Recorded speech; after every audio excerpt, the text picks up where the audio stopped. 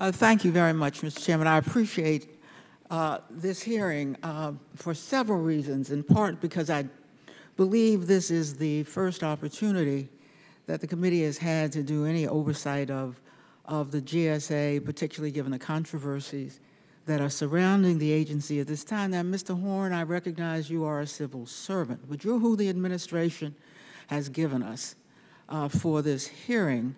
Thus, I believe that the questions of my colleagues are entirely appropriate.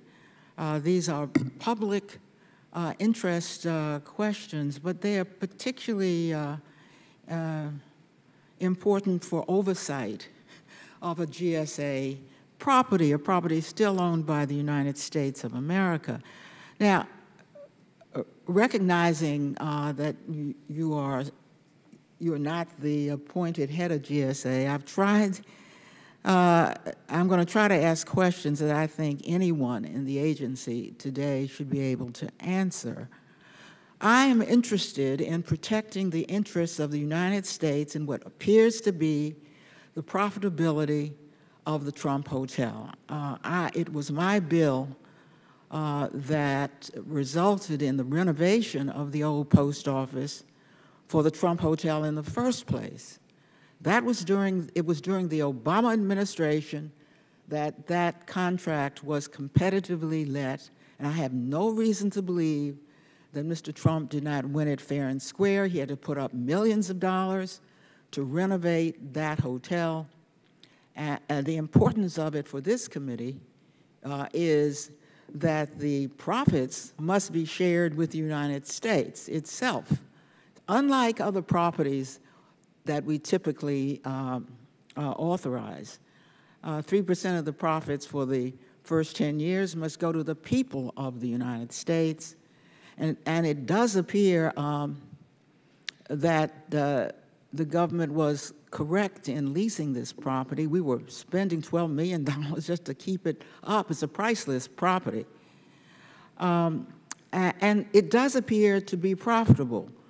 We know from the financial disclosure statements of the president that he received $20 million in income from the Trump Hotel. We know that Ivanka Trump, who is a White House aide, received $1.5 million. What I want to know is what the United States received. Has the GSA received its share of profits from the hotel thus far? Thank you for the question, and just want to affirm that we are, in fact, committed to transparency around this process. Look, everybody's time is limited here. Has the GSA received its 3%? It's my understanding that the terms and conditions of the lease require a report at the conclusion of the first year of the operation of the hotel, and that's what would trigger the profit sharing, if you will, for lack of a better term. All right, we're past the first year. The hotel opened in October. So you're saying that you're waiting to see whether or not you received. We already know that, of course, the family has received profits. Your report has not been issued because it's not a full year. Right.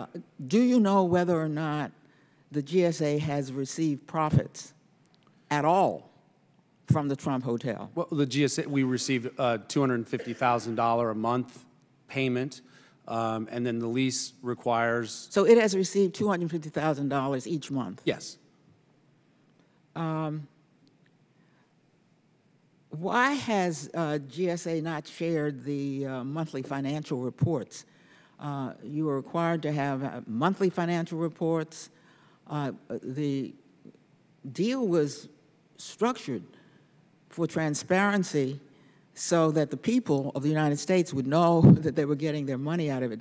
So if they have the monthly financial reports, why can't we receive the financial reports for each month? It's my understanding that the reporting requirement is after a year, not on a monthly basis. Have you been receiving them on a monthly basis? I'm not aware of monthly reports. Well, let me just say this for the record. You don't have a deal which says you must receive monthly reports and not make those reports available to the public and to the Congress of the United States. So if they've been received, you can at least tell us that you are receiving these monthly reports. If we have, I'll be happy to follow up and answer that question.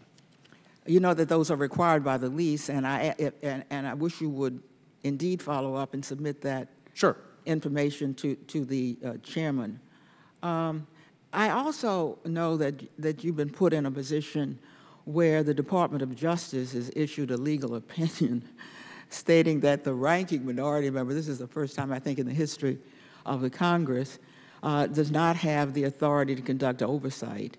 And therefore, unlike my experience with this committee, where the ranking could always get documents, that has not been the case here. Have you been directed not to provide documents to minority members, including the minority member of this committee? Not been directed to not provide any specific documents, been given an overall general policy of the administration that for matters of oversight, that those requests need to come from the chair. I will add that you know, our staff meets frequently with the staff from this committee. We're in constant communication. You know, not every inquiry requires a formal letter. Sometimes it's a phone call. Sometimes it's an email.